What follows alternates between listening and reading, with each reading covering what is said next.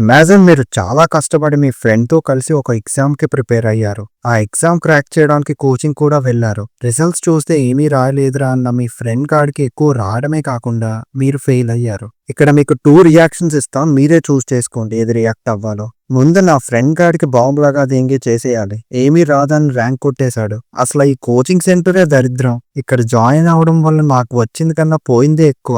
అసలు ఈ సిస్టమ్ ఉందే సిస్టమ్ అసలు నాకేం నచ్చలేదు. ఓకే ఫెయిల్ అయ్యా. నా ఫ్రెండ్ గాడు దొంగనా సంగాడని కోచింగ్ సెంటర్ బొక్క అని తెలుసుకున్నా. కొంచెం తృప్తిగా ఉంది. ఇప్పుడు విషయానికి వచ్చేస్తే నేను ఎక్కడ తప్పు చేశా? చాలా టాపిక్స్ నాకు పూర్తిగా ఎక్కకున్నా మా ఫ్రెండ్ గారితో అలా చదువుకుంటూ పోయా. సో గ్రూప్ స్టడీ ఎక్కదో అని అర్థమైంది. కోచింగ్ వాళ్ళు చెప్పే స్పీడ్కి మనం అందుకోలేకపోయాం. దానివల్ల మళ్ళీ ఇంటికొచ్చి యూట్యూబ్లో చూసి నేర్చుకుంటున్నా. సో కోచింగ్ కూడా నాకు అనవసరం.